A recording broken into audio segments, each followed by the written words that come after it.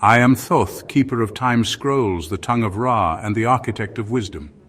What I inscribe here is not mere story, but the essence of Ma'at itself, woven into word and deed. This is the tale of Horus, falcon of the skies, bearer of kingship and champion of order. It is not a simple tale, for no truth walks alone. It is a tapestry spun from life and death, chaos and harmony, loss and restoration. Each thread pulls upon another, and none may stand without its counterpart. Horus is the child of a fractured world, born of grief and defiance, nurtured by magic and love. He is the heir to Osiris, the green lord whose life was stolen, and the nemesis of Set, the red storm who sought to unmake the throne. In his wings rests the hope of the cosmos, and in his struggles are etched the lessons of Ma'at, that balance is born from conflict, that injury must be healed, and that the path to kingship is one of trial, courage, and justice. Osiris, the lord of green earth, walked as a king among kings. In his veins pulsed the waters of life, and in his shadow grew the harvests of the Nile. But envy crept into his house, and Set, his brother in blood, cast him into the abyss of death. Isis, queen of cunning and devotion, did not wail nor crumble. Instead, she wove her spells in the silence of stars. With her tears, she molded life from death, calling forth Horus, the falcon-born heir. Thus the child was both son and resurrection, the living legacy of the slain. Horus rose, a fledgling with talons sharpened by grief. Through his wings, the broken throne found repair. Through his sight, order was reborn. Thus, in this triad, the cosmos aligned. Father was the foundation, mother was the bridge, son was the ascent. The falcon rose upon the winds, yet his flight was far from steady. From the branches of his family tree, he carried the weight of his father's crown and the light of his mother's love. But in the horizon loomed the storm of Set, a rival born of blood, whose chaos would test the young king's wings. Thus the story turns, from bonds of kinship to the clash of cosmic forces, where order and disorder find their battlefield. Horus and Set stood locked in eternal contest. One bore the light of legitimacy, the other bore the storm of rebellion. Neither could yield, for each embodied forces that must contend. It was Ma'at, the feather that weighs the soul, who watched their strife. Ma'at allowed no excess. She was neither light nor dark, but balance incarnate. Through her scales, the Nile's tides ebbed and surged, and the heavens found their path.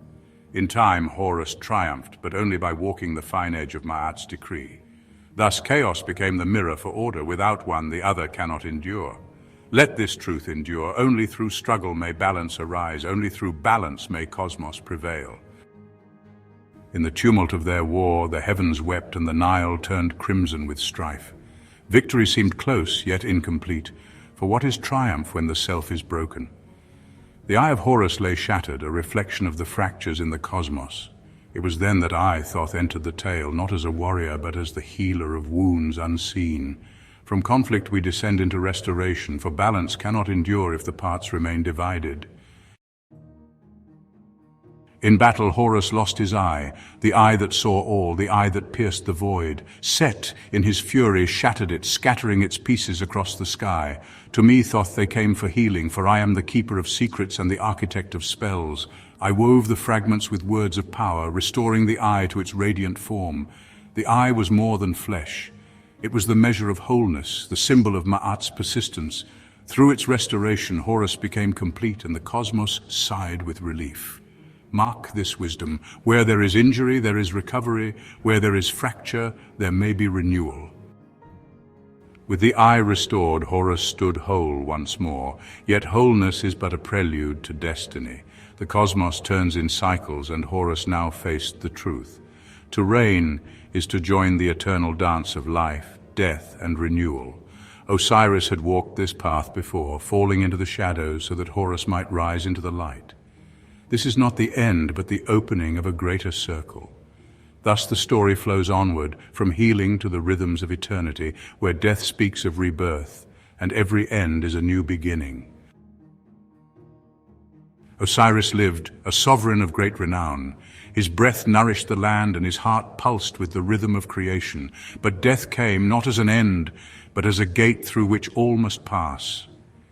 In death, Osiris became the seed buried deep, awaiting the waters of life. It was Isis with her incantations who poured those waters, and it was Horus, born of their union, who rose to embody the eternal cycle. Life became death, death became resurrection.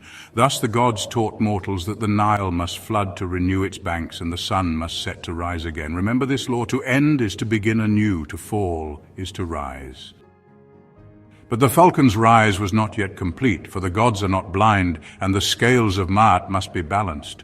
Who shall sit upon the throne? Who shall wear the crown? Even the rightful heir must answer these questions. To Ra, the sun, and to the court of the gods, Horus brought his claim, and Set, with cunning words, brought his defiance. Hear this verdict of the divine assembly. Horus and Set stood before Ra, the eternal light, to plead their claims. Ra, the supreme judge, held no bias but the truth of Ma'at. Set, the disruptor, called chaos his ally, while Horus, the rightful heir, invoked the legacy of Osiris. It was Isis, clever and cunning, who turned the tide.